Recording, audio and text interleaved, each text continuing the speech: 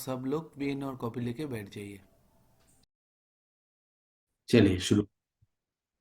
देखिए ये सब है आपका questions of chemical equilibrium board purpose के लिए। क्या क्या इंपॉर्टेंट है वो मैंने लिख दिया है। एक एक करके हम लोग शुरू करते हैं कि क्या क्या क्वेश्चन हम लोग बोर्ड के लिए इंपॉर्टेंट है। तो वो सब क्वेश्चन हम लोग थोड़ा सा देख देख के कर लेते हैं, ठीक है। पहला क्वेश्चन ये है, chemical equilibrium is a dynamic equilibrium. अब देखिए कोई भी चीज अगर इक्विलिब्रियम में है, इक्विलिब्रियम में है, तो इक्विलिब्रियम में हम लोग क्या जानते हैं कि rate of forward reaction, rate of forward reaction is equal with rate of backward reaction. जहां पर भी आपका रेट ऑफ फॉरवर्ड रिएक्शन आपका रेट ऑफ बैकवर्ड रिएक्शन के साथ आपका इक्वल हो जाता है, उसी पर हम लोग बोलेंगे कि आपका इक्विलिब्रियम अचीव हो गया है। जैसे सपोज ए टू बी एक आपका रिएक्शन हो रहा है, तो हम लोग देखेंगे कि ए है आपका रिएक्टेंट, बी है आपका प्रोडक्ट, ठीक है। तो रिएक्टेंट से प्रोडक्ट कुछ टाइम जा रहा है, सपोज अप टू 80% जब कन्वर्शन हो गया है, तब हम देख रहे हैं कि बी से फिर से प्रोडक्ट से रिएक्टेंट बनना शुरू कर दिया है। अगर आपका rate of product and rate of formation of product is equal to rate of formation of reactant हो जाए, तो हम लोग क्या बोलेंगे कि वो रिएक्शन जो है वो आपका इक्विलिब्रियम में है। तो हम लोग ये बोल सकते हैं at equilibrium concentration of reactant reactant and concentration of product remain unchanged. Product is remain unchanged, मतलब ये आपका चेंज नहीं होगा, ठीक है। अब देखिए कोई भी रिएक्शन अगर आपका ऐसा इक्विलिब्रियम में रहा है, तो हम लोग क्या बोल सकते हैं, दो चीज। एक है आपका rate of forward reaction is equal to rate of backward reaction, and the form concentration of reactant and product is remain unchange. अब देखिए इक्विलिब्रियम दो तरह का होता है। अगर आपने कुछ एक ऑब्जेक्ट को, this is an object, this is an object, ये ऑब्जेक्ट को दो तरह का फोर्स दिया है। यहाँ पर एक फोर्स दिया है सपोज F1, और यहाँ से एक फोर्स दिया है suppose F2। If F1 is equal to F2, तब हम लोग क्या देखेंगे, ये ऑब्जेक्ट एक जगह पर आपका क्या है, एक जगह पर आपका खड़ा है, यहाँ से ये हिल नहीं रहा है। मगर अगर आप देखेंगे कि F1 ग्रेटर देन F2 है, तो हम लोग क्या देखेंगे कि ये ऑब्जेक्ट स्लाइडली डिस्प्लेस किया है इस तरफ, स्लाइटली डिस्प्लेस किया है इस तरफ। तो हम लोग बोल सकते हैं जब आपका वो इक्विलिब्रियम में होता है, कोई भी स्टेट, कोई भी ऑब्जेक्ट का इक्विलिब्रियम जो पोजीशन है, this is the most stable position, this is the most stable position. तो हम लोग देख रहे हैं जहां पर आपका F1 is equal to F2 हो जा रहा है, मैं देख रहा हूँ इसका कोई नेट डिस्प्लेसमेंट नहीं हो रहा है, तो हम लोग बोल सकते हैं this object is an equilibrium, कि ये आपका स्टेबल है। मान लीजिए आप यहाँ पर खड़े हैं, आप यहाँ पर खड़े हैं, तो आपको अगर इस तरफ से कोई पुल कर रहा है, इस तरफ से कोई पुल कर रहा है, तो आपको थोड़ा सा डिफिकल्टी होगा। अगर दोनों फोर्स सेम है, तब आप एक जगह पर कांस्टेंट रहेंगे, तो आप बोल सकते हैं आप एक इक्विलिब्रियम में है। सिमिलरली देखिए ये आपका ऑब्जेक्ट जो है ये आपका स्टैटिक है, स्टैटिक है। तो that's why this kind of equilibrium is called static equilibrium, static equilibrium, ठीक है। और एक चीज है, और एक चीज है, जैसे एक बाल्टी में, एक बाल्टी ले लीजिए, एक बाल्टी में हम लोग यहाँ से इतना तक पानी भर चुके हैं, इतना तक आपका वाटर भर चुके हैं, ठीक है। यहाँ पर आपने एक नल खोल दिया है, यहाँ पर आपने एक नल खोल दिया है, ये आपका पानी आ रहा है, और यहाँ से एक होल है, यहाँ से एक होल है, यहाँ से आपका पानी बह जा रहा है। तो अगर यहाँ पर जितना पानी आपका आ रहा है, जितना वाटर आपका यहाँ पर भर रहा है, उतना ही आपको वाटर अगर आपका यहाँ से निकल जाए, तो हम लोग बोल सकते हैं कि जितना आपका रेट ऑफ फॉर्मेशन, मतलब आपका पानी फॉर्म हो रहा है, उतना ही अगर आपका रेट ऑफ पानी जो आपका बाहर जा रहा है, मतलब आपका rate of forward reaction and this is your rate of backward reaction अगर आपका सेम हो गया, तो हम लोग देखेंगे ये जो आपका जो पानी का लेवल है, ये आपका अनचेंज रहेगा, अनचेंज रहेगा। तो हम लोग बोल सकते हैं कि जहां पर आपका rate of forward reaction is equal to rate of backward reaction हो जाए, तो वो जगह पर आपका इक्विलिब्रियम एस्टेब्लिश हो चुका है। इसका मतलब ये है कि देखिए कॉन्सेंट्रेशन जो आपका पानी का अमाउंट है, वाटर का जो अमाउंट है, this is remain unchange. So this system is in equilibrium. तो इक्विलिब्रियम में क्या होता है, इक्विलिब्रियम में आपका देखिए कि आपका rate of forward reaction is equal to rate of backward reaction रहता है, और आपका जो प्रोडक्ट है या फिर आपका कॉन्सेंट्रेशन ऑफ रिएक्टेंट और प्रोडक्ट है, दिस इज रिमेन अनचेंज। तो हम लोग बोल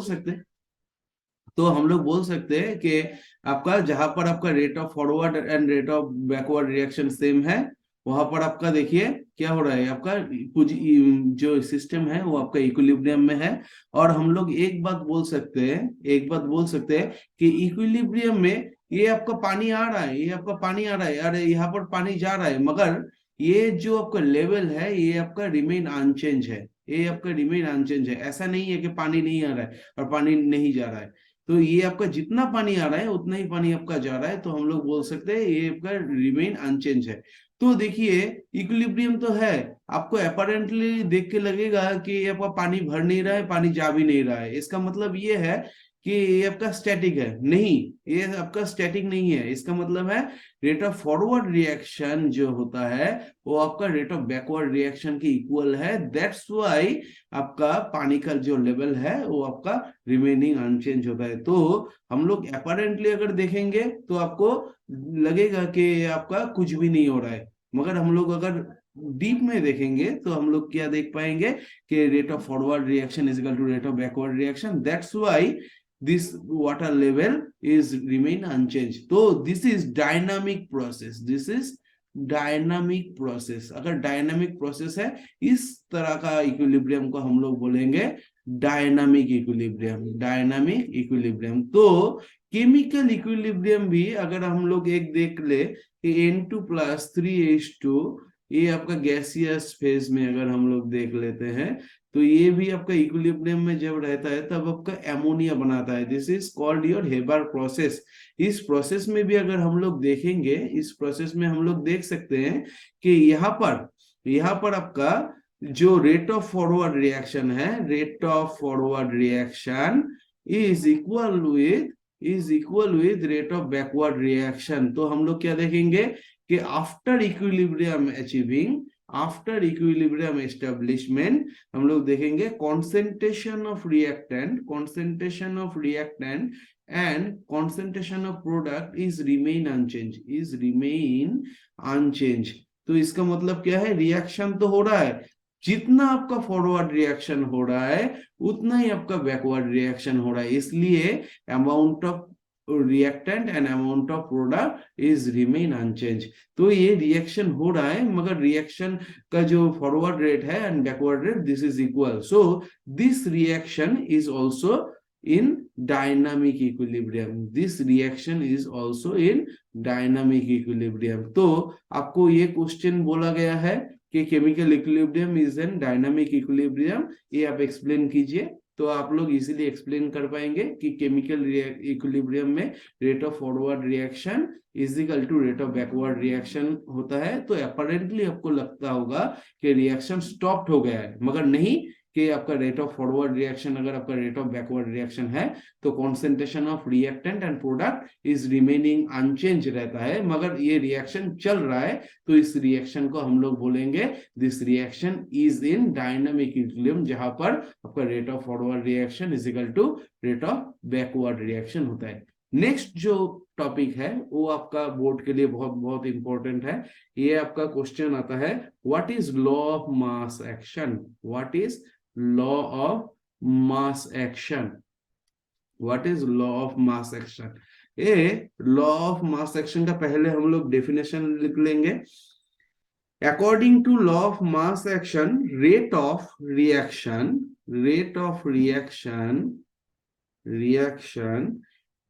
at a given temperature is directly proportional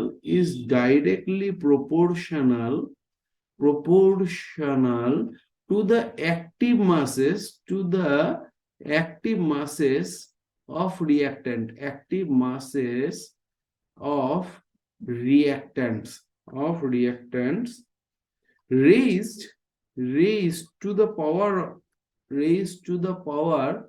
power equal to stoichiometry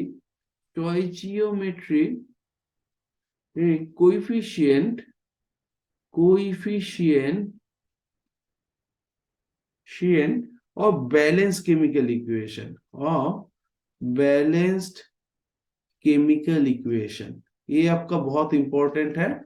ये आपका क्वेश्चन डायरेक्टली एकदम स्ट्रेट फॉरवर्ड आपका क्वेश्चन आता है, what is law of mass action explain. ठीक है, तो आप लोग ये लिख देंगे। उसके बाद आप समझिए कि ये आपका कहना क्या चाहता है। सपोज आपका एक बैलेंस्ड केमिकल इक्वेशन हम लोग देख लेते हैं, बैलेंस्ड केमिकल इक्वेशन हम लोग देख लेते हैं। A gives you B gives you C and D, ऐसा एक केमिकल इक्वेशन है। तो बैलेंस कहां से करता है हम लोग जानते हैं कि मोल कॉन्सेप्ट जो आपका चैप्टर है, मोल कॉन्सेप्ट, यहाँ से हम लोग जानते हैं कि आपका बैलेंस कैसे करते हैं। ठीक है, यहाँ से हम लोग जानते हैं कि आपका बैलेंस केमिकल इक्वेशन आपका कैसे करता है। ठीक है, तो दिस इज योर, सपोज हम लोग पकड़ लेते हैं कि आपका बैलेंस केमिकल इक्वेशन है। तो यहाँ पर क्या बोला है कि rate of reaction is directly at a given temperature is directly proportional to the active masses of reactants. इसका मतलब क्या है, सपोज यहाँ पर रिएक्टेंट्स है इस साइड में, this are called reactants and this is your product. और एक जो रिएक्टेंट है इसका स्टोइशियोमेट्रिक कोएफिशिएंट है स्मॉल ए, बी जो आपका रिएक्टेंट है उसका स्टोइशियोमेट्रिक कोएफिशिएंट है स्मॉल बी, सी जो आपका प्रोडक्ट है उसका स्टोइशियोमेट्रिक कोएफिशिएंट है स्मॉल सी, एंड डी है आपका जो प्रोडक्ट उसका स्टोइशियोमेट्रिक कोएफिशिएंट है स्मॉल डी। तो रेट ऑफ रिएक्शन हम लोग according to law of mass action, rate of reaction क्या होगा, rate of reaction is directly proportional, किसके साथ प्रोपोर्शनल है, आपका active masses of reactant A and active masses of reactant B. These are the active mass। ठीक है, अब आप बोलेंगे सर एक्टिव मास क्या है। सपोज हम लोग जानते हैं एक ए कंपाउंड है, ये बी के साथ रिएक्शन कर रहा है, ये आपका C+D बना रहा है सपोज। तो ए का हम जानते हैं कि पूरा जो आपका, सपोज आपने एक मोल लिया है, तो हम लोग देखेंगे कि यहाँ पर आपका एक मोल आपका पूरा कन्वर्ट नहीं हो रहा है, इसका कुछ अमाउंट जो एक्टिव अमाउंट ये आपका रिएक्शन में पार्टिसिपेट कर रहा है। सपोज दिस इज 0.99 मोल, तो this is your active amount of A participating in this reaction. तो एक्टिव मास क्या है, एक्टिव मास वो है जो आपका रिएक्शन में पार्टिसिपेट करता है। तो this A is active mass of A जो आपका रिएक्शन में पार्टिसिपेट किया है, and this B is your active mass of B जो आपका रिएक्शन में पार्टिसिपेट किया है। और रेट ऑफ रिएक्शन हम लोग क्या जानते हैं, is directly proportional to the active mass of reactants. तो यहाँ पर देखिए this are the active mass of reactant. अब देखिए बोल रहा है कि स्टोइशियोमेट्री जो कोएफिशिएंट है ये आपका पावर में चला जाएगा। So this is the stoichiometry coefficient. अब देखिए ये प्रोपोर्शनल है, तो इसको अगर हम लोगों को इसमें लाना है कि आपका इक्वल में लाना है, तो हम लोगों को एक प्रोपोर्शनली कांस्टेंट चाहिए जो आपका के है मान लीजिए। सो के इज योर रेट कांस्टेंट और आपका प्रोपोर्शनलिटी कांस्टेंट। ठीक है, अब देखिए के का जो यूनिट होगा वो क्या होगा। सो यूनिट ऑफ के यहाँ पर के क्या है, K is your rate constant और प्रोपोर्शनलिटी कांस्टेंट। ठीक है, according to law of mass action. तो के इज इक्वल टू हम लोग बोल सकते हैं कि rate of reaction and divided by a to the power active mass to the power a and active mass to the power B. ठीक है, अब देखिए क्या होता है, रेट ऑफ रिएक्शन क्या होता है, rate of reaction means change in concentration with time, change in concentration with time. ये आपका केमिकल काइनेटिक्स में हम लोग पढ़ेंगे कि ये आपका होता है। सपोज ये आपका रिएक्टेंट है, यहां से आपका प्रोडक्ट बन रहा है, तो रेट ऑफ रिएक्शन हम लोग ऐसे लिख सकते हैं कि टाइम के साथ at time is equal to 0। Suppose इसका 2 मोल है, 2 मोल है, तो ये आपका प्रोडक्ट आपका जब टाइम 0 था तब आपका रिएक्शन स्टार्ट नहीं हुआ था, तो प्रोडक्ट का कॉन्सेंट्रेशन भी 0। तो एट टाइम टी हम लोग देखेंगे, suppose T is equal to 5 minutes, तो यह आप हम लोग अगर 1 मोल देख रहे हैं, तो यहाँ पर अगर आपका 1 मोल हो रहा है, तो हम लोग बोल सकते हैं कि इसका चेंज इन कॉन्सेंट्रेशन कितना हुआ है विथ टाइम। तो हम लोग बोल पाएंगे कि dc by dt, change in concentration divided by time, change in time, is equal two gives you the rate of reaction, is equal two gives you the rate of reaction. तो rate of reaction हम लोग ऐसे जान सकते हैं। तो देखिए rate of reaction के यूनिट क्या होगा, कॉन्सेंट्रेशन आपका क्या होता है, मोल पर लीटर, मोल पर लीटर। ये आपका कॉन्सेंट्रेशन डिवाइडेड बाय टाइम क्या होता है, आपका सेकेंड इनवर्स मान लीजिए टाइम के यूनिट, डिवाइडेड बाय ये भी एक्टिव मास। एक्टिव मास जब हम लोग रिप्रेजेंट करते हैं तब हम लोग इसको जनरली कॉन्सेंट्रेशन एंड आपका पार्शियल प्रेशर से डिनोट कर सकते हैं। जनरली हम लोग एक्टिव मास को कॉन्सेंट्रेशन से डिनोट कर सकते हैं। तो यहाँ पर भी आपका क्या होगा, देखिए दोनों ही कॉन्सेंट्रेशन टर्म्स है, तो मोल पर लीटर, मोल पर लीटर। और ये आपका क्या है, ये आपका पावर जो है, ये आपका है इसका ऑर्डर, हम लोग केमिकल काइनेटिक्स में ये पढ़ेंगे, ये आपका ऑर्डर है। तो A plus B is equal to, अगर हम लोग एन मान लेते हैं तो एन इज इक्वल टू हम लोग बोलेंगे order of the reaction, order of the reaction. तो हम लोग बोल सकते हैं के का यूनिट क्या होगा, के का यूनिट होगा, देखिए मोल पर लीटर। ये जो है ये 1 था यूनिट, ये 1 था, इसका पावर डी माइनस एन जहां पर इसका ऑर्डर है of the reaction into second inverse, into second inverse. तो this is the unit of K rate constant of particular reaction, rate constant of particular reaction. ठीक है, rate constant of a particular reaction.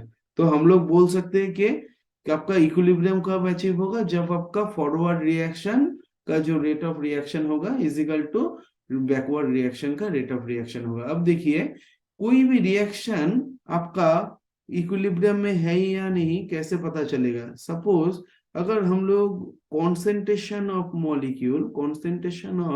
Molecule either it is reactant और product अगर हम लोग plot करें with time, तो हम लोग देखेंगे रिएक्टेंट का कॉन्सेंट्रेशन क्या होगा। देखिए तो यहाँ पर रिएक्टेंट आपका प्रोडक्ट में कन्वर्ट हो रहा है, तो हम लोग बोल सकते हैं कि ये जो आपका रिएक्टेंट है at time is equal to 0, इसका कॉन्सेंट्रेशन सपोज सी था, तो प्रोडक्ट का कॉन्सेंट्रेशन 0 होगा, क्योंकि एट द बिगिनिंग रिएक्टेंट आपका प्रोडक्ट में कन्वर्ट ही नहीं हुआ। जब आपका T is equal to T होगा तो हम लोग देख सकते हैं कि C माइनस ए मोल आपका क्या हुआ है, प्रोडक्ट में कन्वर्ट हुआ है, तो रिएक्टेंट का कॉन्सेंट्रेशन C माइनस ए हो जाएगा और प्रोडक्ट का कॉन्सेंट्रेशन ए हो जाएगा। तो हम लोग बोल सकते हैं विथ टाइम आपका क्या रिएक्टेंट का कॉन्सेंट्रेशन जो है it is decreases and product का जो कॉन्सेंट्रेशन है इट इज इंक्रीजेस। तो हम लोग बोल सकते हैं, देखिए यहाँ पर आपका जो प्रोडक्ट रिएक्टेंट है, ये आपका रिएक्टेंट का concentration, suppose this is reactant, तो हम लोग देखेंगे रिएक्टेंट का कॉन्सेंट्रेशन ये आपका देखिए कम हो रहा है। ठीक है, सो दिस इज रिएक्टेंट कॉन्सेंट्रेशन। और हम लोग देखेंगे कि प्रोडक्ट का जो कॉन्सेंट्रेशन है ये आपका क्या हो रहा है, ये आपका देखिए product, this is your product, तो प्रोडक्ट का कॉन्सेंट्रेशन आपका इंक्रीज हो रहा है। तो अगर ये रिएक्शन आपका इरिवर्सिबल है लाइक दैट, तो हम लोग बोल सकते हैं कि इरिवर्सिबल रिएक्शन के में क्या होता है, पूरा रिएक्टेंट आपका प्रोडक्ट में कन्वर्ट होता है। तो हम लोग बोल सकते हैं 100% completion of reaction possible, completion of reaction possible, ठीक है। But in case of reversible reaction, जहां पर आपका बैकवर्ड फॉरवर्ड रिएक्शन बोथ होता है, तो वहां पर हम लोग क्या बोलेंगे कि concentration of reactant and product will remain unchanged after equilibrium establishment, will remain unchanged after equilibrium establishment, ठीक है। और एक चीज है कि ये आपका जहां पर आपका प्रोडक्ट और रिएक्टेंट का कॉन्सेंट्रेशन सेम हो जाएगा, उसका मतलब है कि rate of forward reaction is equal to rate of backward reaction हो जाएगा। तो हम लोग इरिवर्सिबल रिएक्शन में ये आपका जो ग्राफ है ये कैसे देखेंगे, देखिए इरिवर्सिबल रिएक्शन के में अगर हम लोग देखेंगे कॉन्सेंट्रेशन ऑफ मॉलिक्यूल, यहाँ पर अगर हम लोग प्लॉट कर दे, यहाँ पर अगर हम लोग टाइम प्लॉट कर रहे हैं, तो हम लोग देख पाएंगे कि रिएक्टेंट का कॉन्सेंट्रेशन ये आपका क्या हो रहा है, 0 के तरफ जा रहा है, और आपका प्रोडक्ट का कॉन्सेंट्रेशन जो है ये आपका 100% के तरफ जा रहा है। तो this is your product and this is your reactant. तो रिएक्टेंट का कॉन्सेंट्रेशन देखिए कि आपका 0 के तरफ आ रहा है। With time the concentration of reactant is became 0, so 100% completion of reaction possible. So this is for irreversible reaction, but in case of reversible reaction this is for your reversible, but in case of reversible reaction हम लोग क्या देखेंगे कि product का concentration after certain time देखिए this is remain constant,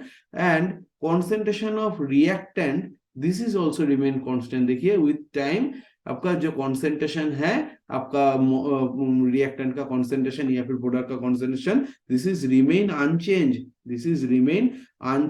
that means what, that means rate of forward reaction is equal to rate of backward reaction, rate of forward reaction is equal to rate of backward reaction. तो this equilibrium, this concept is applicable for reversible reaction, not in case of irreversible reaction, ठीक है। अब देखिए यहाँ पर आपका एक question आता है कि अगर मैंने एक आपका कैटलिस्ट दे दिया है, तो कैटलिस्ट क्या करता है आपका, ये क्वेश्चन भी बहुत इंपॉर्टेंट है, effect of catalyst in equilibrium. देखिए हम लोगों ने देखा अभी रिवर्सिबल रिएक्शन में कॉन्सेंट्रेशन ऑफ मॉलिक्यूल में यहाँ पर आपका क्या है, यहाँ पर आपका रिएक्टेंट है, यहाँ पर आपका प्रोडक्ट है। तो at time is equal to 0, this is time, तो at time is equal to 0 reactant का कॉन्सेंट्रेशन मैक्सिमम है और प्रोडक्ट का कॉन्सेंट्रेशन 0 है, ठीक है, क्योंकि रिएक्टेंट कोई भी रिएक्टेंट आपका प्रोडक्ट में कन्वर्ट नहीं हुआ है, ठीक है। जब जब आपका टाइम बढ़ेगा प्रोडक्ट का कॉन्सेंट्रेशन बढ़ेगा और रिएक्टेंट का कॉन्सेंट्रेशन कम होगा, ठीक है। अब देखिए पहले आपका ये ऐसा हो रहा था, कि आपका रिएक्टेंट का कॉन्सेंट्रेशन आपका कम हो जा रहा था at a particular time period, आपका क्या हो रहा था, रिएक्टेंट का कॉन्सेंट्रेशन जो है ये आपका रिमेन अनचेंज हो रहा था, मगर आपका प्रोडक्ट का कॉन्सेंट्रेशन आपका क्या हो रहा था, देखिए ये आपका ऐसे कांस्टेंट हो रहा था। तो हम लोग बोल पा रहे थे जहां पर आपका concentration of at which point concentration of आपका reactant and product remain unchange, तो उसी को हम लोग क्या बोलेंगे, उसी पॉइंट पे हम लोग बोल सकते हैं कि rate of forward reaction is equal to rate of backward reaction. So this point is called equilibrium point, this point is called equilibrium point. तो हम लोग क्या बोल सकते हैं, देखिए ये पॉइंट को हम लोग बोल सकते हैं कि दिस पॉइंट, देखिए यहाँ पर आपका क्या हो रहा है कि concentration of reactant and product will remain unchanged. यहां से हम लोग देखेंगे ये, तो this point is called equilibrium point. तो हम लोग बोल सकते हैं कि इक्विलिब्रियम पॉइंट ऐसे होता है, but in case of catalyst this equilibrium will achieve faster. In case of catalyst, this equilibrium is achieved faster. Achieve faster, achieve faster. इसका मतलब क्या है, देखिए, तो इक्विलिब्रियम, तो कैटलिस्ट क्या करता है, रेट ऑफ फॉरवर्ड रिएक्शन को भी आपका फास्टर कर देता है और रेट ऑफ बैकवर्ड रिएक्शन को भी आपका फास्टर कर देता है। इसका मतलब ये है कि यहाँ आपका, हम लोग देखेंगे जब आपका कैटलिस्ट बनेगा, देखिए कैटलिस्ट आपका क्या हो रहा है, कैटलिस्ट आपका ऐसे, तो कैटलिस्ट अगर होगा, देखिए ये आपका बोथ द रिएक्शन को फास्टर कर देगा। और इसी पॉइंट से अगर हम लोग देखेंगे, इसी पॉइंट से आपका क्या हो रहा है कि concentration of reactant and concentration of product will remain unchange. So this point is equilibrium point in presence of catalyst. तो क्या किया, देखिए, तो टाइम से इक्विलिब्रियम जितना टाइम में आ रहा था पहले, उससे पहले ही आपका क्या हुआ है, इन प्रेजेंस ऑफ कैटलिस्ट आपका इक्विलिब्रियम अचीव हो गया है। तो कैसे किया है, रेट ऑफ फॉरवर्ड रिएक्शन को भी देखिए फास्टर कर दिया है, रेट ऑफ बैकवर्ड रिएक्शन भी फास्टर हो गया है। तो इन presence of catalyst the equilibrium will achieve faster because rate of forward reaction also faster, rate of backward reaction also faster. So the reactant concentration of reactant and concentration of product is remain unchanged at very early time, very early time. That means rate of forward reaction is equal to rate of backward reaction. तो हम लोग बोल सकते हैं कि आपका जो equilibrium है ये भी आपका बहुत जल्दी आपका अचीव हो जा रहा है। तो ये था आपका रेट ऑफ रिएक्शन में आपका कैटलिस्ट का जो इफेक्ट, ठीक है। उसके बाद आपका थर्ड क्वेश्चन था what is KP and what is KC. ये आपका क्वेश्चन बहुत इंपॉर्टेंट है फॉर बोर्ड पर्पस के लिए।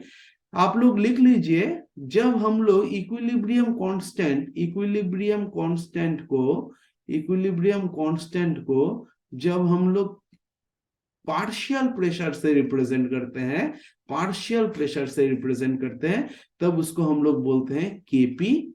जब हम लोग इक्विलिब्रियम कांस्टेंट को हम लोग कॉन्सेंट्रेशन टर्म से डिनोट करते हैं, तब उसको हम लोग बोलते हैं केसी। और केपी इज इक्वल टू हम लोग जानते हैं KC into R T to the power del N. ये हम लोग अभी प्रूफ करके दिखाएंगे, ठीक है।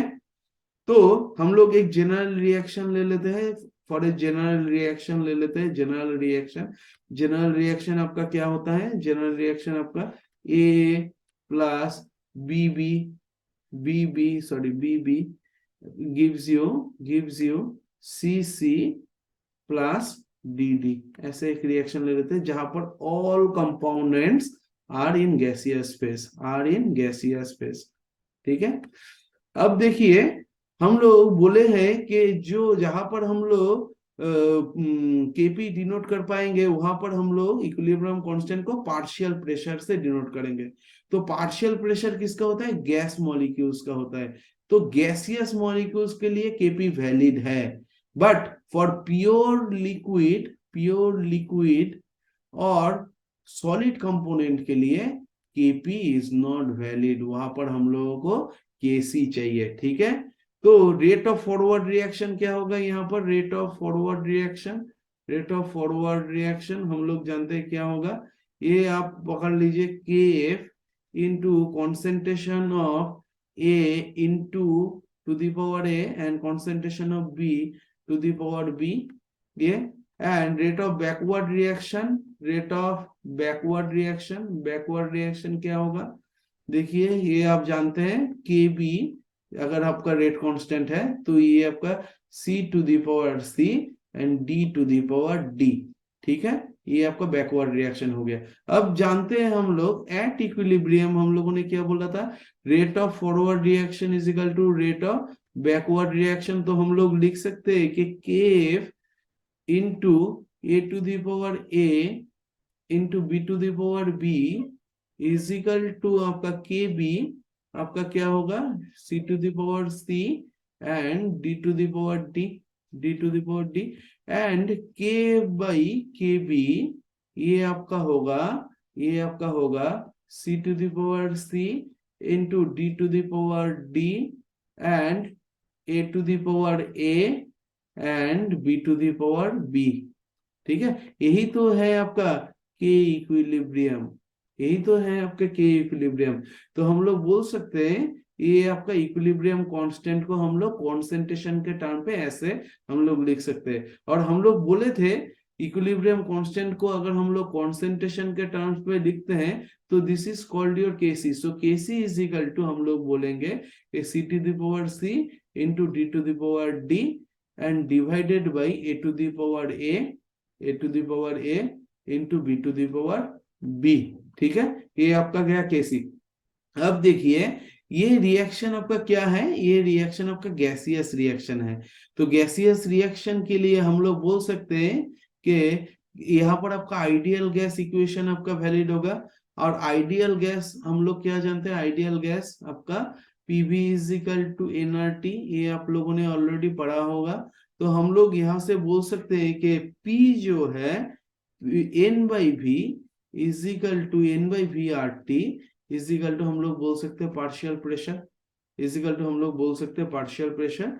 तो यहाँ पर देखिए एन बाई वी जो है दिस इज योर मोल पर volume, mole per unit volume, this is your mole per unit volume. तो इसको हम लोग क्या बोल सकते हैं, this is your concentration, this is your concentration. तो हम लोग बोल सकते हैं कि P is equal to D R T, जहां पर आपका D is equal to density और कॉन्सेंट्रेशन है, जहां पर D इज इक्वल टू आपका क्या है, डेंसिटी और कॉन्सेंट्रेशन है। तो हम लोग सभी टर्म्स को ऐसे लिख सकते हैं K C is equal to P C by R T, P C by R T to the power C into P D to by R T to the power D and P A to the power R T to the power A and P B to the power R by R T to the power B. ऐसे हम लोग लिख सकते, तो हम लोग लिख सकते हैं K C is equal to के, दिस इज के सी right.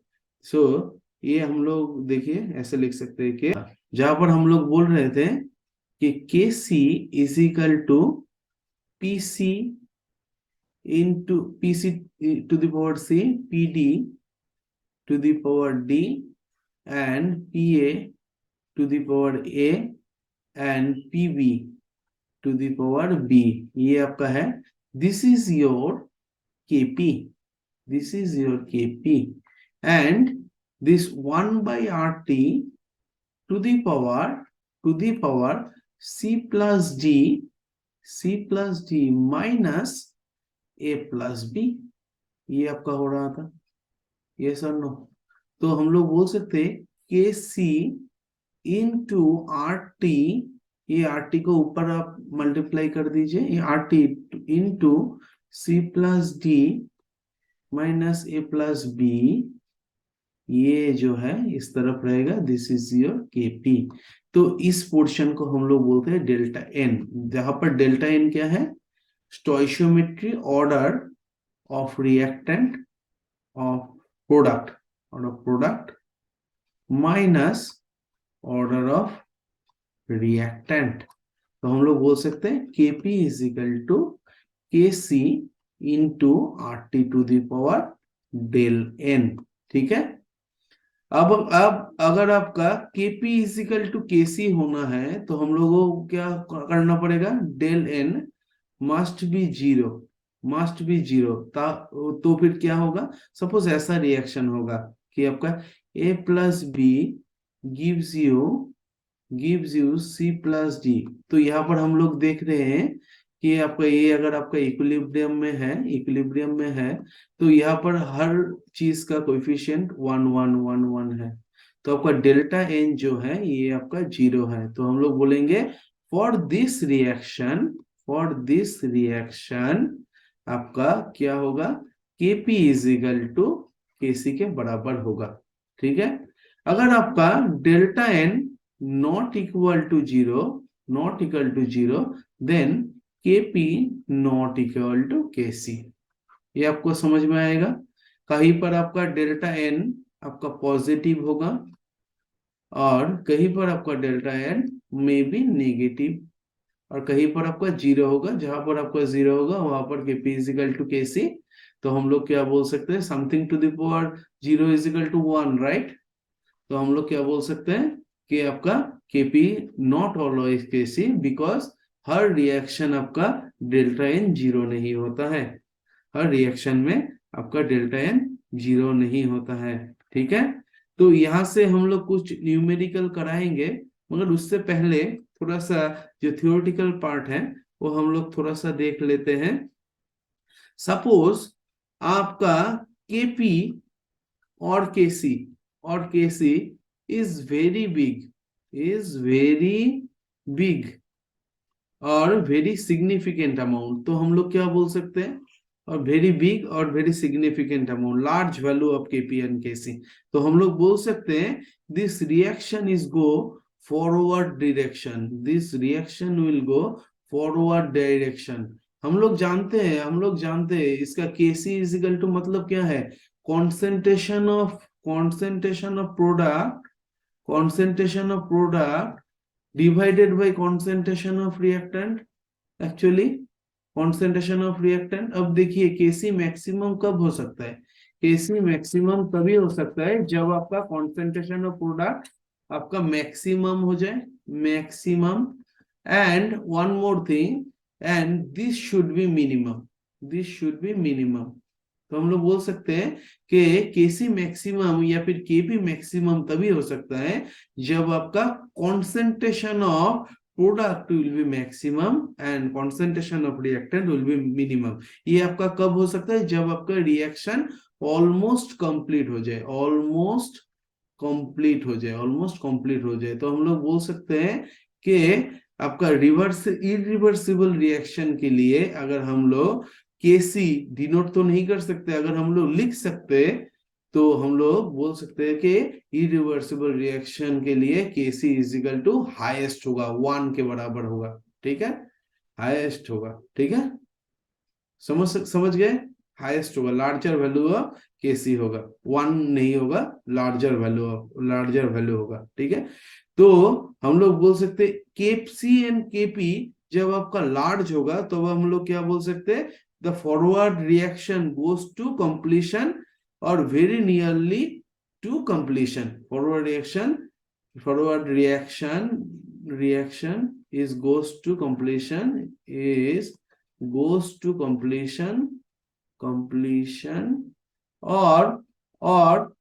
or very near to completion or very nearer to completion, ठीक है। ये भी आपका पूछ सकता है बोर्ड के में। अब देखिए very small value of KP and KC का अगर आपका इज वेरी स्मॉल, तब हम लोग क्या बोल सकते हैं, देखिए तो बोलिए क्या होगा। If KP and KC is very small तब आपका क्या होगा, तो हम लोग बोल सकते हैं कि फॉरवर्ड रिएक्शन कुछ हुआ ही नहीं, फॉरवर्ड रिएक्शन कुछ आपका हुआ ही नहीं, forward reaction is very small. तो हम लोग बोल सकते हैं forward reaction does not occur very much, क्योंकि अगर आपका फॉरवर्ड रिएक्शन होता तब आपका कुछ प्रोडक्ट आपका बन जाता। तो यहाँ पर आपका केपी एंड केसी अगर आपका मिनिमम है या फिर स्मॉल वैल्यू है तो हम लोग बोल सकते हैं प्रोडक्ट कॉन्सेंट्रेशन इज मिनिमम और स्मॉल, प्रोडक्ट कॉन्सेंट्रेशन स्मॉल। तो हम लोग बोल सकते हैं रिएक्टेंट कॉन्सेंट्रेशन इज मोर। तो ये भी बोल सकते हैं। तो ये आपका forward reaction does not occur, अगर आपका ऑकर होता फॉरवर्ड रिएक्शन तो आपका प्रोडक्ट का कॉन्सेंट्रेशन ये बढ़ जाता, ठीक है, रिएक्टेंट का कॉन्सेंट्रेशन कम हो जाता है, क्योंकि अगर आपका रिएक्टेंट आपका प्रोडक्ट में जाएगा तभी तो हम लोग बोल सकते हैं कि रिएक्शन आपका फॉरवर्ड डायरेक्शन में जा रहा है, ठीक है। उसके बाद और एक रिएक्शन को हम लोग देखेंगे। सपोज आपको ऐसा एक रिएक्शन दिया गया है, A plus B both are in equilibrium with C plus D। यहाँ पर Kc दिया गया है 10, सपोज दिस इज 10। तो C plus D gives you, जब आपका A plus B होगा तो this is your one reaction जहां पर आपका क्या हुआ है, केसी कॉन्सेंट्रेशन इक्विलिब्रियम कांस्टेंट, जब हम लोग कॉन्सेंट्रेशन से डिनोट करते हैं वो अगर आपका 10 है, तो इसका रिवर्स रिएक्शन के लिए, this is the reverse reaction, reverse reaction के लिए अगर हम लोग केसी देखेंगे, के डैश सी, ये आपका ए एग्जैक्टली रिवर्स होगा, या फिर देखिए यहाँ पर 10 था, यहाँ पर 1/10 हो जाएगा, ठीक है, ये हो जाएगा। नेक्स्ट केस में this is case one, this is case one जहां पर हम लोग अगर रिएक्शन को रिवर्स कर दे तो केसी आपका देखिए, केसी आपका 10⁻⁻1 हो गया, 10 से 10⁻⁻1 हो गया। अगर आपका नेक्स्ट एक केस दे देते हैं, केस इज इक्वल टू 2, वहां पर हम लोग क्या देखेंगे, suppose N2 plus O2, N2 plus O2 both are in gaseous phase, both are in gaseous phase, gives you 2NO, gives you 2NO gas.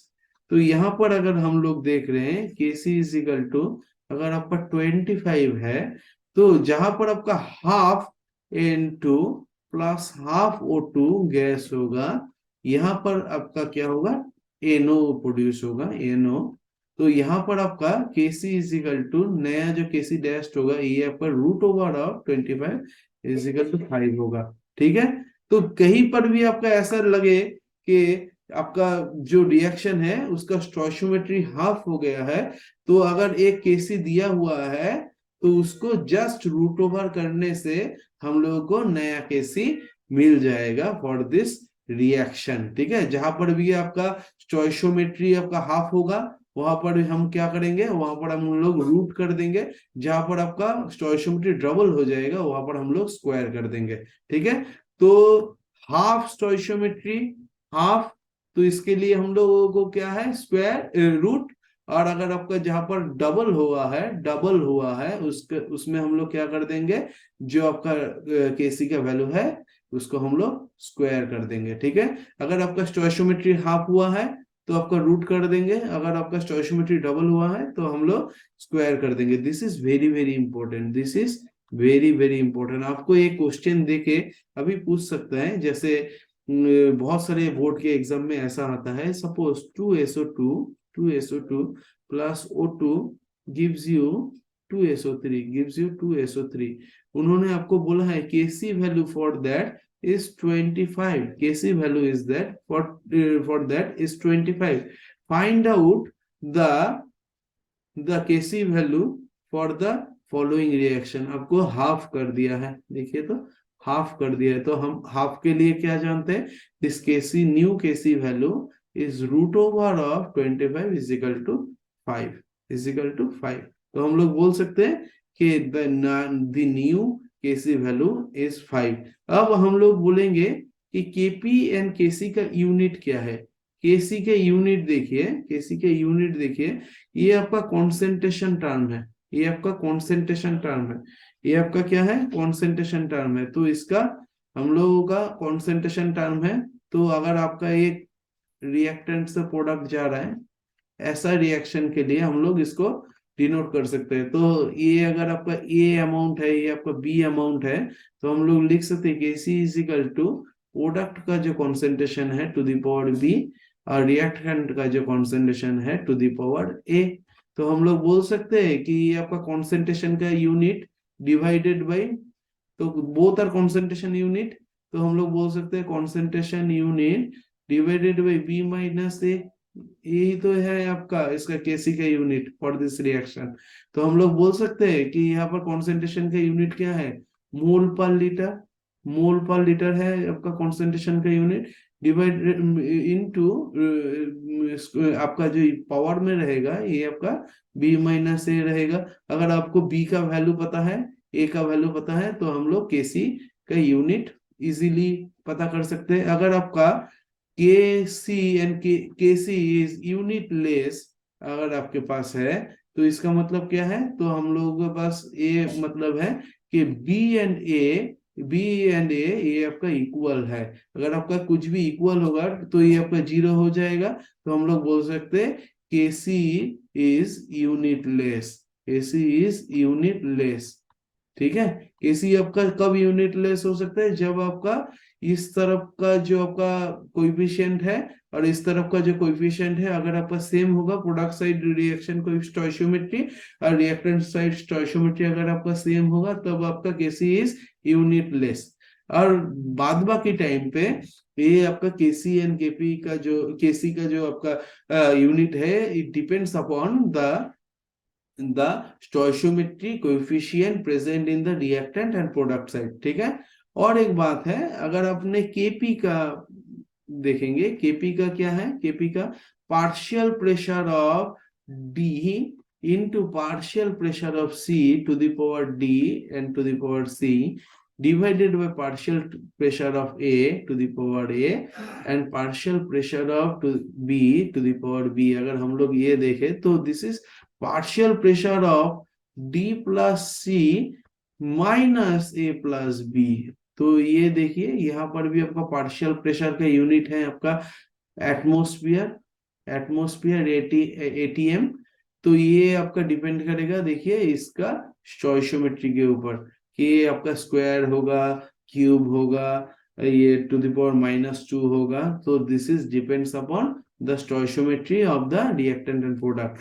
मगर केपी भी अगर आपका यूनिट लेस होगा, यूनिट लेस होगा, तो ये कब होगा, जब आपका p टू द पावर 0 होगा, p to the power something to the power 0 is equal to 1, हम लोग जानते हैं। तो ये आपका यूनिट लेस तभी हो सकता है जब आपका stoichiometry of product is equal to stoichiometry of reactant हो जाए, तभी आपका केपी का भी एंड केसी का भी जो यूनिट है, दिस इज यूनिट लेस होगा। समझ में आया? यस और नो?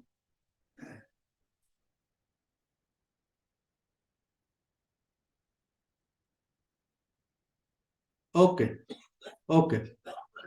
नेक्स्ट जो रिएक्शन है, ये आप लोग ऑलरेडी कर चुके हैं शायद। देखिए ऐसा अगर एक रिएक्शन है, ए से बी, ये आपका इक्विलिब्रियम है, बी एंड सी अगर आपका इक्विलिब्रियम में है एंड सी एंड डी अगर आपका इक्विलिब्रियम में है, तो हम लोग लिख सकते हैं कि अगर इसका इक्विलिब्रियम कांस्टेंट अगर ऐसा है, this is K1, this is K2 and this is K3 अगर है, अगर आपका इक्विलिब्रियम कांस्टेंट, तो हम लोग लिख सकते हैं कि A टू D अगर आपका नया इक्विलिब्रियम कांस्टेंट आपको दिया गया है कि इसका फाइंड करो, तो हम लोग बोल सकते हैं इसका अगर K है तो K is equal to K1 into K2 into K3, ये आपका आ जाता है न्यूमेरिकली, ठीक है। तो हम लोग लिख सकते हैं when we combine individual equation we have multiple their equilibrium constant for net reaction. जब आप इसको पूरा A टू D जा रहे हैं, तब हम लोग क्या कर सकते हैं, we can multiply the equilibrium constant for the net reaction. So new equilibrium constant is equal to individual जो आपका इक्विलिब्रियम कांस्टेंट है उन लोगों का मल्टीपल होगा, ठीक है। ये है आपका गया, ये आपका इक्विलिब्रियम कांस्टेंट गया, ठीक है। नेक्स्ट जो हम लोग पढ़ाएंगे वो है आपका reaction quotient. This is very very important, this is very very important. Reaction quotient, reaction quotient. Reaction quotient क्या होता है? Reaction quotient is generally denoted by Q। Reaction quotient is generally denoted by Q, ठीक है। तो यहाँ पर लिख लीजिए at each point of reaction, each point of a reaction, we can formulate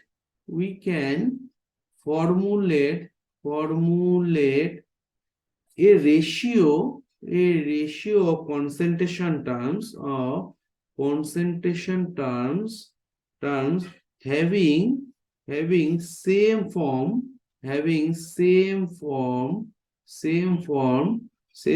as equilibrium constant expression,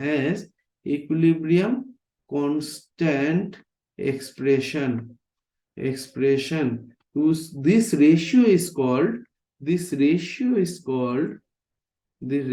called आपका reaction quotient. This ratio is called reaction quotient. अब देखिए ये रिएक्शन क्वोशंट से हम लोग क्या कर सकते हैं, रिएक्शन क्वोशंट से हम लोग क्या कर सकते हैं, predict the direction of the reaction. From the reaction quotient हम लोग क्या कर सकते हैं, predicting the direction of reaction, the direction of reaction। कैसे हम लोग अभी दिखाते हैं। सपोज तो हम लोग बोल सकते हैं eight any time point of view, अगर हम लोग इक्विलिब्रियम कांस्टेंट इक्विलिब्रियम के टर्म में अगर कॉन्सेंट्रेशन को हम लोग एक्सप्रेस करें, उसी को हम लोग क्या बोलेंगे, रिएक्शन क्वोशंट। ठीक है, तो एक हम लोग जनरल रिएक्शन ले लेते हैं। General reaction A plus B B gives you in reversible reaction, तो इक्विलिब्रियम होगा, तो ये आपका डी डी, ऐसा एक रिएक्शन ले लेते हैं। तो at any time point of time इसको हम लोग करते हैं C C, this is not in equilibrium, this is not in equilibrium. ठीक है, कोई भी टाइम में इक्विलिब्रियम में होगा तो ये आपका क्या होगा, दिस इज रिवर्सिबल रिएक्शन है, मगर ये आपका इक्विलिब्रियम में अभी भी नहीं है। अगर आपका इक्विलिब्रियम में होता तो this Q T is equal with के इक्विलिब्रियम, तब होगा। ठीक है, this is eight any time, eight any time. ठीक है, जब हम लोग कॉन्सेंट्रेशन टर्म को ऐसे लिखेंगे उसी को हम लोग बोलेंगे रिएक्शन क्वोशंट। तो हम लोग यहाँ पर 3 कंडीशन लिख सकते हैं। केस वन में हम लोग क्या बोल सकते हैं, जब आपका reaction quotient is equal to K C, तो हम लोग बोल सकते हैं रिएक्शन जो है, reaction is in equilibrium, is in equilibrium. तो हम लोग एक बात क्या जानते हैं, आप जानते हैं, सपोज ये आपका एक स्पेरिकल शेप का कुछ है, यहाँ पर आपने एक बॉल रख दिया, सो this is the stable position, क्योंकि ये बॉल आपका ग्रेविटी से इस पोजीशन में सबसे ज्यादा स्टेबल है। तो इक्विलिब्रियम भी सिमिलर है, this is also it's equilibrium position.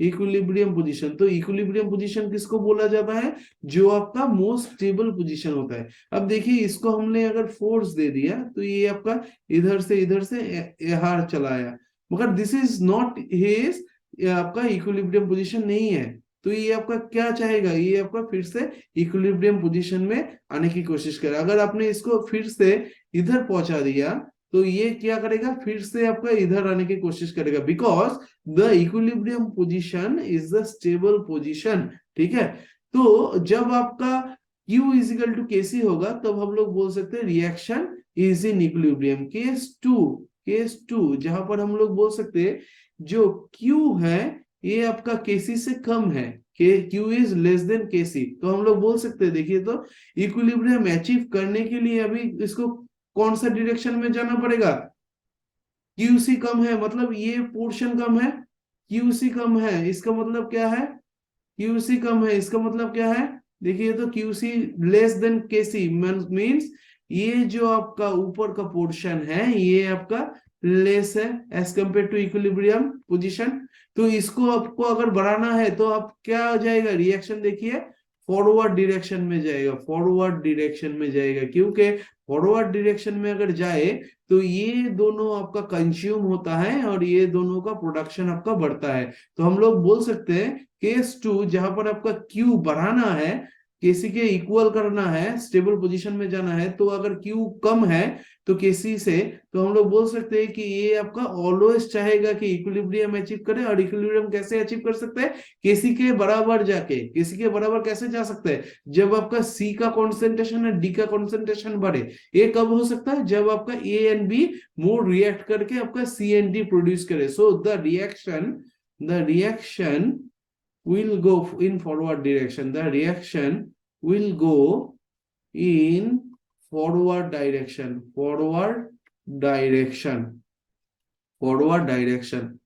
Understood, yes or no? Case 3 देखिए, केस 3 बहुत इजी है। केस 3 क्या है कि देखिए, अगर आपका Q आपका मोर देन केसी है तो हम लोग क्या बोल सकते हैं, नाउ ये जो आपका ऊपर का पोर्शन है ये आपका ज्यादा है, तो इक्विलिब्रियम कौन सा तरफ आने की कोशिश करेगा, स्टेबल पोजीशन मतलब इक्विलिब्रियम में आने की कोशिश करेगा, तो दिस जो ऊपर का पोर्शन है इट मस्ट बी लेस। या इसको हम लोग लेस कैसे करेंगे, इसको हम लोग लेस ऐसे ही कर सकते हैं, जब आपका ये दोनों आपका रिएक्शन करके फिर से ए और बी बना दे, तो इसका कॉन्सेंट्रेशन आपका कम हो जाएगा, इन दोनों का कॉन्सेंट्रेशन आपका कम हो जाएगा और इन दोनों का कॉन्सेंट्रेशन आपका बढ़ेगा। तो हम लोग बोल सकते हैं कि ये आपका जब होगा तब आपका बैकवर्ड रिएक्शन होगा। तो हम लोग बोल सकते हैं the reaction will go in backward direction, the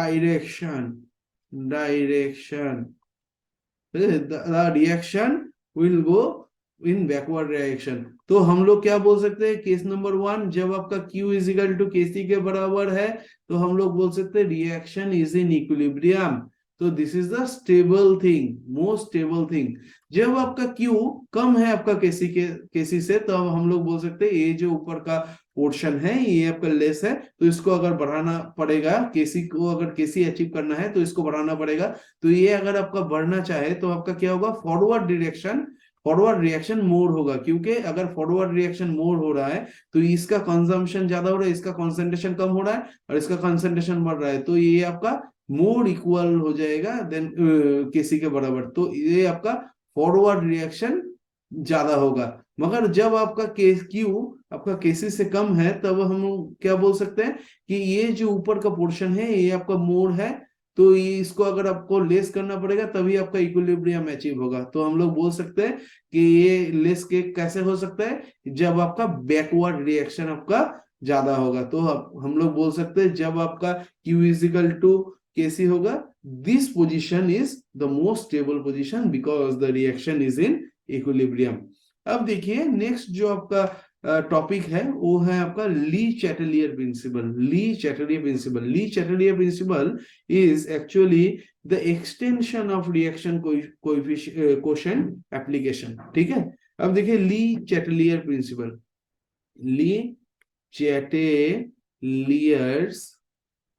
principal ये प्रिंसिपल आपका बहुत ज्यादा इंपॉर्टेंट है फॉर एग्जाम पर्पस, बहुत ज्यादा इंपॉर्टेंट है फॉर एग्जाम पर्पस। ठीक है, तो ये क्या बोलता है पहले हम लोग लिख लेते हैं। When A system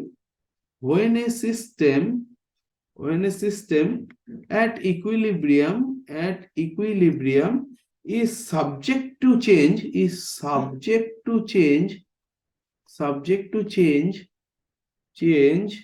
in temperature, pressure or concentration of a reacting species,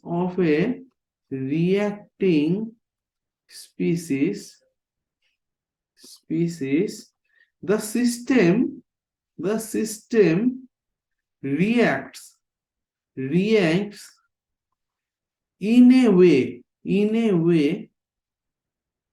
that particular effects that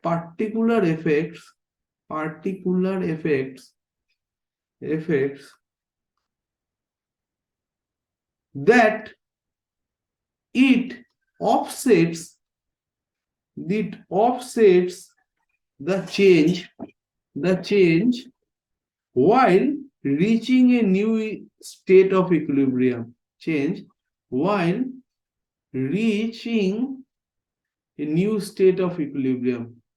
A new state of equilibrium। इसका मतलब है क्या, वही समझाते हैं। सपोज फिर से उसी को ले लो, यहाँ पर आपका एक बॉल है, दिस इज इन इक्विलिब्रियम, क्योंकि this is your stable position equilibrium. तो हमने बोला था the clue of any reaction is to attain the stability. Nearest noble gas configuration हो रहा था, वो किस लिए हो रहा था, ड्यू टू स्टेबिलिटी। अब देखिए this is your stable position, means this position is in equilibrium. तो हम लोग बोल सकते हैं इसको अगर हम लोगों ने फोर्स देके इसको ऐसे इस जगह पर लाए हैं, तो ये क्या चाहेगा, ये क्या चाहेगा, ये चाहेगा कि फिर से वो इक्विलिब्रियम में आ जाए। तो कोई भी इफेक्ट हम लोग दे दे जो इक्विलिब्रियम को डिस्टर्ब कर रहा है, तो इक्विलिब्रियम क्या चाहेगा, इक्विलिब्रियम ये चाहेगा कि आपका फिर से आपका इक्विलिब्रियम पोजीशन में आ जाए। तो ये इफेक्ट जो आपने दिया है, आउटसाइड इफेक्ट जो है, इसको ये अनडू करने की कोशिश करेगा या फिर ऑफसेट करने की कोशिश करेगा। तो कोई भी आपने अगर टेम्परेचर, प्रेशर या फिर कॉन्सेंट्रेशन आपने चेंज किया है, तो इक्विलिब्रियम आपका क्या होगा, डिस्टर्ब होगा। मगर इक्विलिब्रियम क्या चाहेगा, इक्विलिब्रियम चाहेगा कि वो जो आपका इफेक्ट है आपका, उसको जो डिस्टर्बिंग है उसको मिनिमाइज करने की कोशिश करेगा, क्योंकि आपका फिर से इक्विलिब्रियम अचीव हो जाए, फिर से आपका इक्विलिब्रियम अचीव हो जाए। तो हमने वही बोला है, the system is subject to change in temperature, pressure or concentration of a reacting species. The system will react in a way that a particular effect that offsets the change while reaching a new equilibrium. इसका मतलब है कि यही कि आपका जो change आपका आपने किया है उसको अनडू करने की कोशिश करेंगे, या फिर जो आपने इफेक्ट दिया है नया उसको ऑफसेट करके फिर से इक्विलिब्रियम में आने की कोशिश करेगा। यही है आपका ली चैटलियर प्रिंसिपल। ठीक है, एक एग्जांपल ले लेते हैं। सपोज आपके पास PCl5 का डिसोसिएशन है, जहां पर आपका PCl3 बनता है और आपका Cl2 गैस बनता है। ठीक है, all are in gaseous state, all are in gaseous state. ठीक है, all are in gaseous state. अब देखिए कि यहां पर अगर आपका Cl2 का मोल है A, इसका PCl3 का है B, यहां पर अगर इसका मोल है C, this is the moles of reactant and product at equilibrium. तो हम लोग बोल सकते हैं एट इक्विलिब्रियम टोटल मोल कितना है, टोटल मोल आपका है A plus B plus C, A plus B plus C. तो हम लोग इसमें अगर all are in gaseous phase में है, तो इसके लिए हम लोग एक केपी का एक्सप्रेशन हम लोग लिख सकते हैं, क्योंकि इसका गैस का जो कॉन्सेंट्रेशन है, this can be denoted by partial pressure of the gas, partial pressure of the gas. तो हम लोग लिख सकते हैं KP for this reaction is A divided by A plus B plus C, this into PT and B by A plus B plus C into PT divided by C by A plus B plus C into PT। कुछ समझ में नहीं आया तो बोलिए। अब देखिए, आप बोल रहे हैं कि सर ये आपने क्या कर दिया। देखिए, हम लोग जानते हैं केपी इज इक्वल टू क्या है, केपी इज इक्वल टू आपका क्या होगा, partial pressure of Cl2 into partial pressure of PCl3 divided by partial pressure of क्या होगा PCl5। हम लोग जानते हैं partial pressure is equal to partial pressure of any gas is equal to mole fraction into total pressure. अगर आपका total pressure अगर आपका पीटी है, अगर आपका टोटल प्रेशर है पी टोटल, तो हम लोग लिख सकते हैं पार्शियल प्रेशर ऑफ Cl2। यहाँ पर आपका गैस कितना है, यहाँ पर आपका टोटल मोल कितना है, टोटल मोल है Cl2 का ए है, और मोल फ्रैक्शन कितना होगा, A mole of particular component divided by total mole, ये हो जाएगा उसका मोल फ्रैक्शन। तो ये आपको मोल फ्रैक्शन देखिए A divided by A plus B plus C, और टोटल प्रेशर अगर हम लोग पीटी मान ले, तो this is the partial pressure of Cl2, यही हम लोगों ने डिनोट किया। तो फॉर PCl3 ना खबना, तो for PCl3 B divided by A plus B पर plus C, and for PCl5 C divided by A plus B plus C into PT। ठीक है, अब देखिए इसको अगर हम लोगों ने कर लिया, तो अब देखिए AB into PT divided by C into A plus B plus C। अगर हम लोग कर रहे हैं तो हम लोग देखेंगे this is equal to KP। ठीक है, ये आप देख लीजिए। अब देखिए for ideal gas, for ideal gas तो हम लोग क्या जानते हैं आइडियल गैस के लिए, PV is equal to nRT, PV is equal to nRT. अगर आपका एन क्या है, total number of mole, n क्या है यहाँ पर आपका total number of mole of gas, total number of mole. अब देखिए PCl5 ये आपका डिसइंटीग्रेट हुआ है इन PCl3 प्लस Cl2, ये आपका है C, ये आपका है B, ये आपका बी ए एट इक्विलिब्रियम। तो हम लोग बोल सकते total number of mole is equal to A plus B plus C, ये तो पी भी is equal to A plus B plus C into R T. तो हम लोग ये लिख सकते हैं P total is equal to A plus B plus C divided by V into R T. तो इसी इक्वेशन को हम लोग फिर से वो जगह पर केपी के एक्सप्रेशन में पुट कर देते, केपी इज इक्वल टू क्या था, A B P T divided by C A plus B plus C, ऐसे था।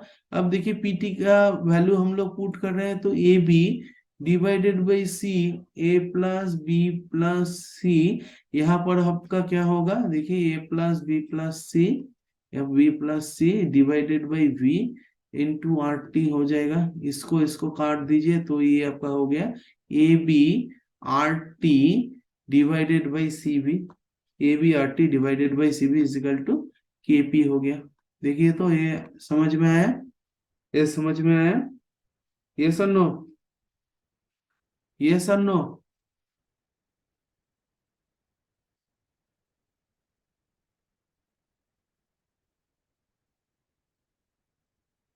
अब देखिए इसमें अगर हम लोग Q का वैल्यू निकाल लें, Q का वैल्यू निकाल लें, तो ये Q का वैल्यू हो जाएगा A into at any point of time.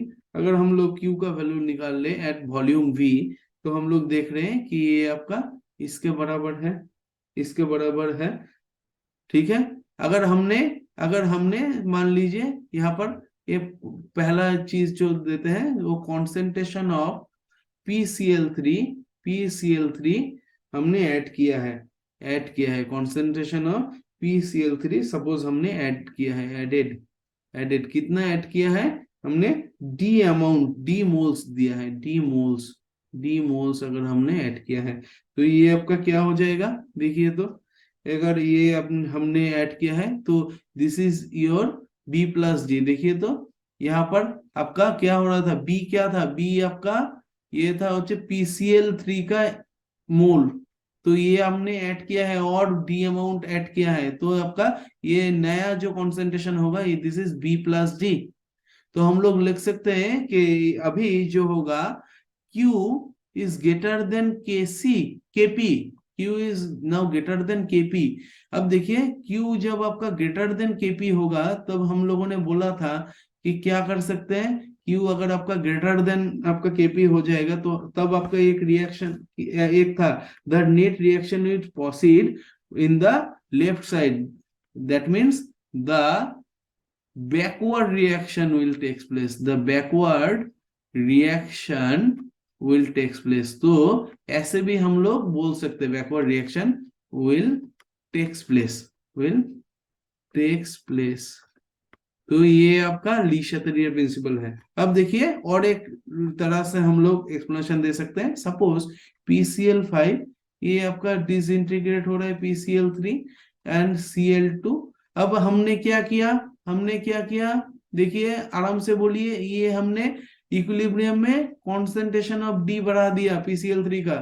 अब क्या किया हमने, इक्विलिब्रियम को छेड़ दिया, तो मैंने बोला था इक्विलिब्रियम उसी डायरेक्शन में जाएगा जहां पर इसका इफेक्ट वो मिनिमाइज कर सके। अब देखिए PCl3 का डेंसिटी मैंने बढ़ा दिया, अब डेंसिटी को कम कैसे कर सकता है, PCl3 अगर आपका Cl2 के साथ ज्यादा रिएक्ट कर जाए तो ये आपका इस तरफ जाएगा, और उसी तरफ अगर जाएगा तो ये आपका डी का कॉन्सेंट्रेशन ये आपका कम कर सकता है, क्योंकि ये आपका रिएक्ट कर रहा है, रिएक्शन में आपका क्या उसका कुछ पार्ट आपका जाएगा, और जब जाएगा ये आपका PCl5 में कन्वर्ट हो जाएगा। तो हम लोग बोल सकते हैं if concentration of product increases product concentration increases, तो हम लोग क्या बोल सकते हैं, इंक्रीज अगर कर रहा है तो हम लोग बोल सकते हैं the reaction will go to the backward direction, backward direction, ठीक है, backward reaction will take example change in concentration, change in concentration, ठीक है।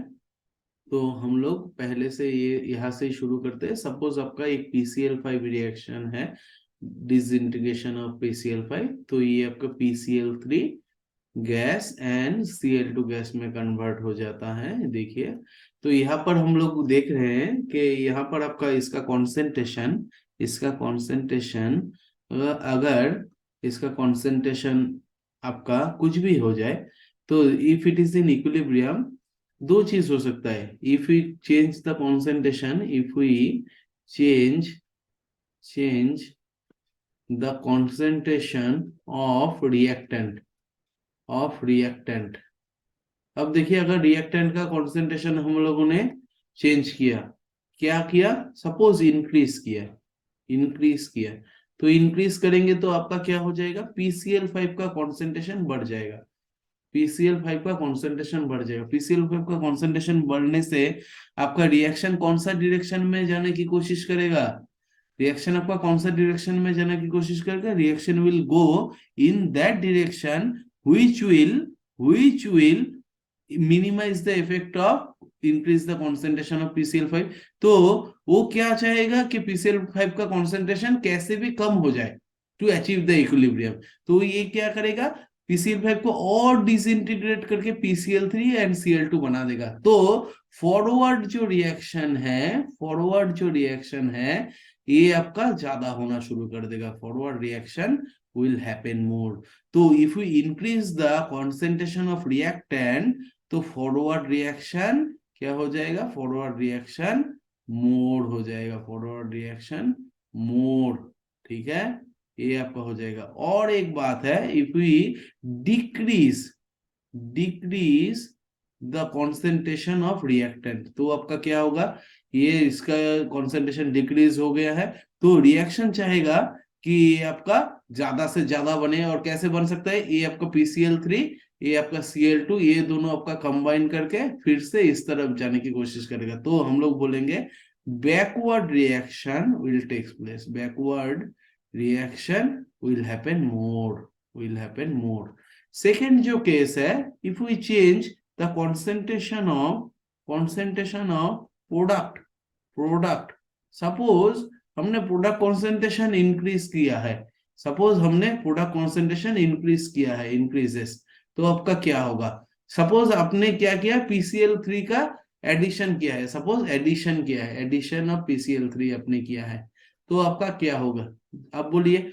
अब देखिए PCl3 का जब एडिशन होगा तब हम लोग बोल सकते हैं कॉन्सेंट्रेशन ऑफ आपका जो प्रोडक्ट है वो आपका चेंज हो जाएगा। तो रिएक्शन क्या चाहेगा, रिएक्शन फिर से आपका इक्विलिब्रियम अचीव करना चाहेगा। और इक्विलिब्रियम अचीव कैसे कर सकता है, पहले ही इक्विलिब्रियम में था, ये इसका कॉन्सेंट्रेशन अब बढ़ा के इक्विलिब्रियम को डिस्टर्ब कर दिया है। अब इक्विलिब्रियम क्या चाहेगा, इक्विलिब्रियम चाहेगा कि इसका जो आपका एडिशन इफेक्ट है उसको मिनिमाइज करने के लिए, अनडू करने के लिए कोशिश करेगा, या फिर ऑफसेट करने के लिए कोशिश करेगा। तो कैसे हो सकता है, इसका कॉन्सेंट्रेशन बढ़ गया है तो इसका कॉन्सेंट्रेशन कम कैसे हो सकता है, जब ये आपका Cl2 के साथ रिएक्ट करके फिर से आपका बैकवर्ड रिएक्शन में आ जाए, तब हम लोग बोल सकते हैं if concentration of product increases backward reaction will takes place. क्योंकि अगर बैकवर्ड रिएक्शन हो जाए तो आपका फिर से इक्विलिब्रियम अचीव हो जाएगा, फिर से एक न्यू इक्विलिब्रियम अचीव हो जाएगा। तो इक्विलिब्रियम अचीव क्यों हो रहा है, इक्विलिब्रियम हम लोग जानते हैं कोई भी चीज क्यों किस लिए होता है, due to attain the stability, और equilibrium is the position having maximum stability, equilibrium is the position where in reversible reaction we can see the maximum stability। तो यहां पर आपका अगर आपने प्रोडक्ट कॉन्सेंट्रेशन इंक्रीज किया है तो ये क्या चाहेगा, फिर से आपका प्रोडक्ट कॉन्सेंट्रेशन आपका कम करने के लिए। कम कैसे होगा, जब आपका प्रोडक्ट आपका खुद से रिएक्ट करके आपका रिएक्टेंट बना दे। तो रिएक्टेंट बनाने के लिए इसको कौन से डायरेक्शन में जाना पड़ेगा, बैकवर्ड डायरेक्शन में जाना पड़ेगा। So if we increase the product concentration backward reaction will takes place more. ठीक है, if we decrease the product concentration, तब आपका क्या होगा, प्रोडक्ट कॉन्सेंट्रेशन यहाँ पर कम हो रहा है तो more and more forward reaction होगा, क्योंकि इसका कॉन्सेंट्रेशन बढ़ाना पड़ेगा, तो forward reaction will takes place, ठीक है। तो हम लोग बोल सकते हैं यहाँ पर एक समरी कर देते हैं, if concentration of reactant increases at equilibrium, then reaction will shift in the forward direction. If concentration of product increases, then reactant will shift in the backward direction. ठीक है, this is the effect of concentration. Second जो है, this is effect of pressure. effect of pressure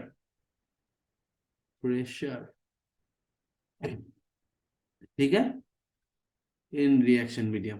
ठीक है, suppose आपका एक reaction ले लेते हैं, सपोज यही रिएक्शन को ले लेते हैं, PCl5 gas gives you PCl3 gas and Cl2 gas, यही रिएक्शन को हम लोग ले लेते हैं, जहां पर हम लोग क्या कर रहे हैं कि प्रेशर इंक्रीज कर रहे हैं, इंक्रीज द प्रेशर। अब देखिए, प्रेशर इंक्रीज करने से हम लोग जानते हैं फॉर आइडियल गैस हम लोग क्या जानते हैं, PV is equal to nRT। तो हम लोग बोल सकते हैं ये जो प्रेशर है ये आपका क्या है, N/V RT के साथ ऐसा है, तो हम लोग बोल सकते हैं P is directly proportional with number of moles.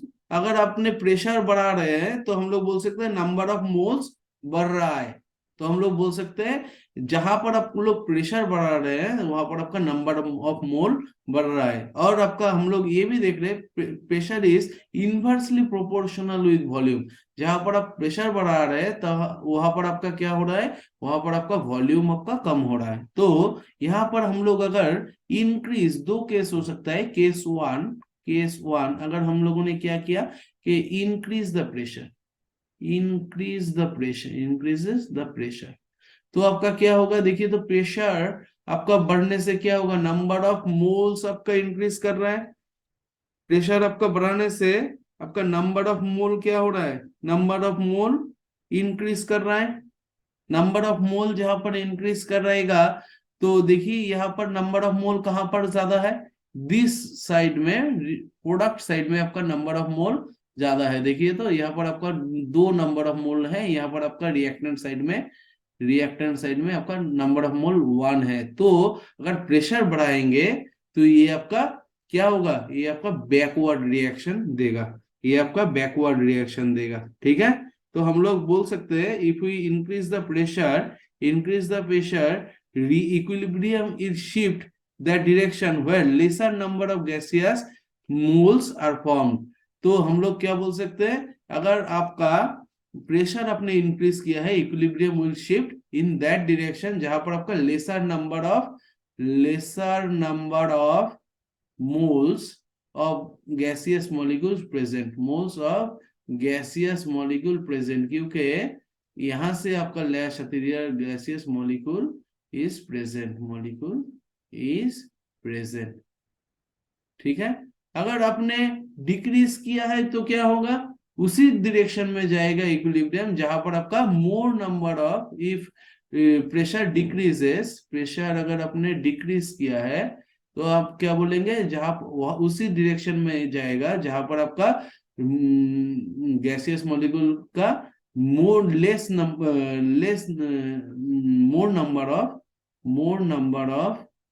Number of gaseous molecule present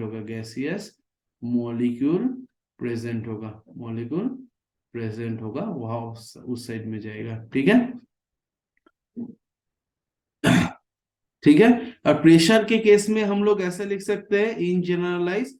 अब अगर आपका डेल्टा एन आपका नेगेटिव है और डेल्टा वी आपका नेगेटिव है, तब आपका फॉरवर्ड में जाएगा, ये आप करके देखिए घर में, ऐसा ही होगा।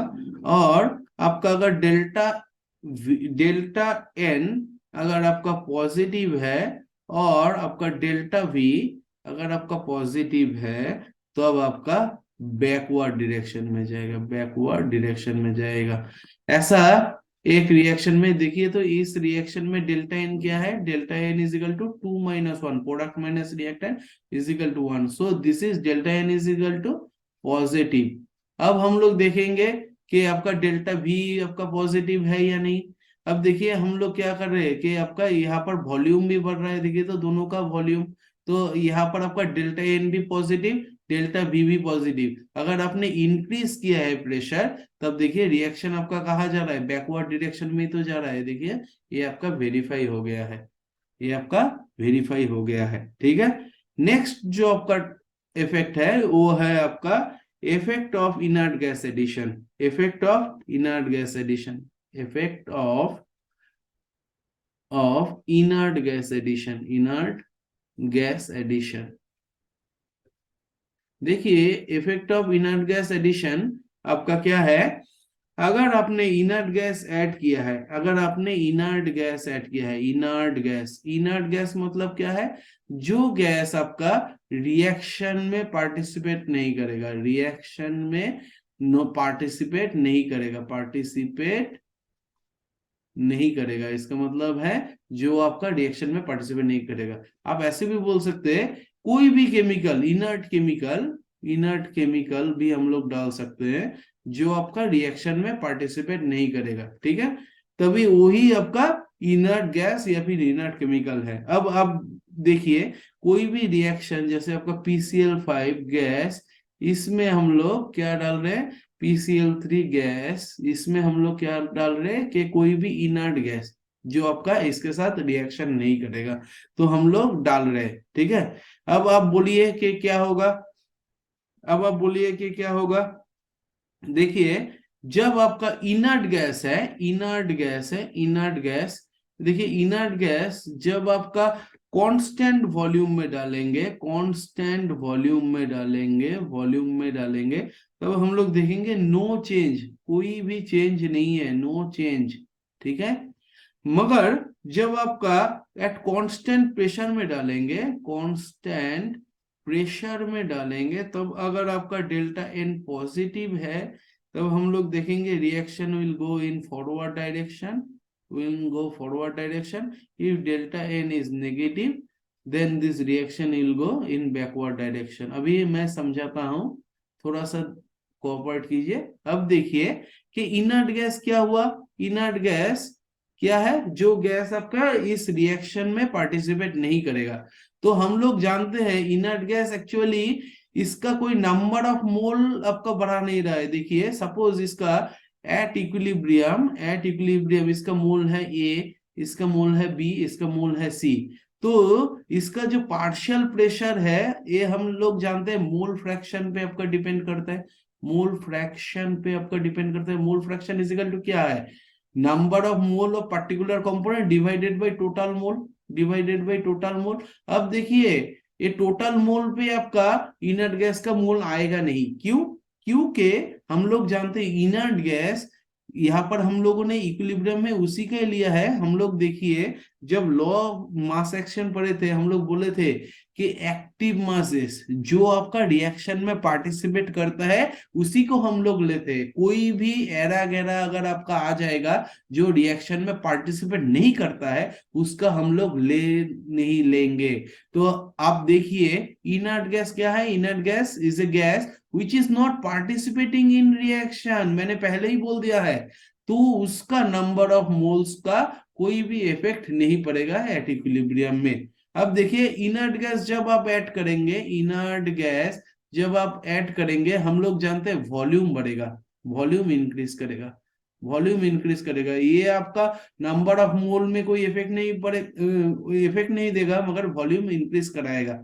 तो हम लोग बोल सकते हैं पी भी इज इक्वल टू एनआरटी, हम लोग जानते हैं। अगर आपने P देख रहे हैं तो हम लोग देख रहे हैं इनवर्सली प्रोपोर्शनल, तो अगर आप लोग प्रेशर बढ़ाएंगे, तो प्रेशर बढ़ाएंगे तो हम लोग क्या बोल सकते हैं कि वॉल्यूम कम हो जाएगा। तो कांस्टेंट वॉल्यूम में अगर आपका कांस्टेंट वॉल्यूम है तो हम लोग देखेंगे ये आपका वॉल्यूम इंक्रीज नहीं करने देगा, अगर इनर गैस एडिशन में अगर आपका इनर गैस आपका एडिशन कराया है, अपने कांस्टेंट वॉल्यूम रखा है, तो वॉल्यूम भी इंक्रीज नहीं कर रहा है, तो हम लोग बोल सकते हैं कि यहाँ पर आपका जो केपी होगा ये आपका केसी के बराबर होगा, तो आपका नो चेंज होगा, नो चेंज। ठीक है। मगर आपका जब कांस्टेंट प्रेशर होगा, कांस्टेंट प्रेशर, तब हम लोग क्या बोल सकते हैं, अगर आपका डेल्टा एन अगर आपका पॉजिटिव है तो हम लोग बोलेंगे reaction will go forward direction. अगर आपका डेल्टा एन नेगेटिव है तो हम लोग बोलेंगे reaction will go in the backward direction. ठीक है, समझ में आया। नेक्स्ट जो चीज है वो हम लोग देखेंगे effect of temperature, effect of temperature, effect of temperature. ठीक है, इन इक्विलिब्रियम। ठीक है, अब देखिए इस जो टॉपिक है इसको हम लोग इजीली एक्सप्लेन कर सकते हैं by van't Hoff equation. Van't Hoff equation, van't Hoff equation क्या होता है पहले हम लोग देख लेते हैं। देखिए log kp1 kp2 divided by kp1 is equal to delta H 0 divided by 2.303 R into 1 by T1 minus 1 by T2। T2 ये आपका हो गया वेंट ऑफ इक्वेशन। अब देखिए अगर आपका एंडोथर्मिक रिएक्शन है, if delta H 0, this is the enthalpy, if it is positive, if it is positive, then this reaction is called endothermic reaction. Endothermic reaction, endothermic reaction कौन सा होता है, endothermic reaction वो सब रिएक्शन है जहां पर आपका energy required, energy required by the system, required by the system, by the system. इसका मतलब क्या है, कोई भी रिएक्शन में अगर आपका एंडोथर्मिक है तो ए, सपोज एक जनरल रिएक्शन में लिखता हूं A plus heat, enthalpy is equal to heat ही होता है, गिव्स यू प्रोडक्ट। तो हम लोग बोल सकते हैं रिएक्टेंट के साथ आपका हीट भी लगता है आपका प्रोडक्ट फॉर्मेशन के लिए। तो यहाँ पर अगर हम लोग टेम्परेचर इंक्रीज करें, if we increase the temperature, increase the temperature, increase the temperature, क्या होगा देखिए। तो अगर हम लोग हीट ज्यादा कर रहे हैं, तो हीट अगर ज्यादा कर रहे हैं तो ये क्या होगा, हीट अगर ज्यादा कर रहे हैं तो क्या होगा, आप देखिए आपने अगर हीट ज्यादा किया तो क्या होगा, एक आंसर दीजिए, whether it is backward reaction और फॉरवर्ड रिएक्शन, क्या आपको लगता है। If we increase the heat, increase the temperature, sorry increase the temperature, क्या होगा,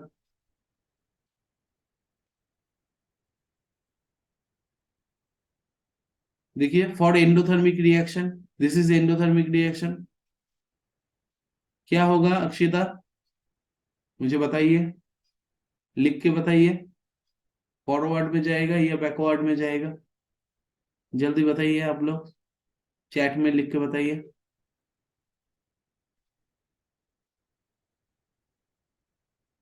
दिस इज एंडोथर्मिक रिएक्शन, तो हीट आपका क्या हो रहा है, required, heat is required, required. तो आप इसमें टेम्परेचर बढ़ा रहे हैं तो क्या होगा,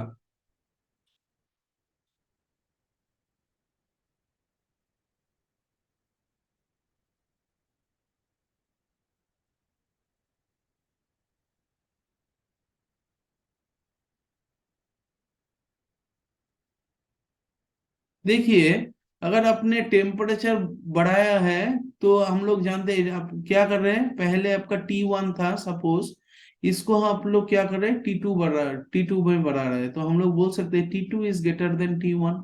यस और नो, यस और नो, अब लिख के बताइए चैट बॉक्स में।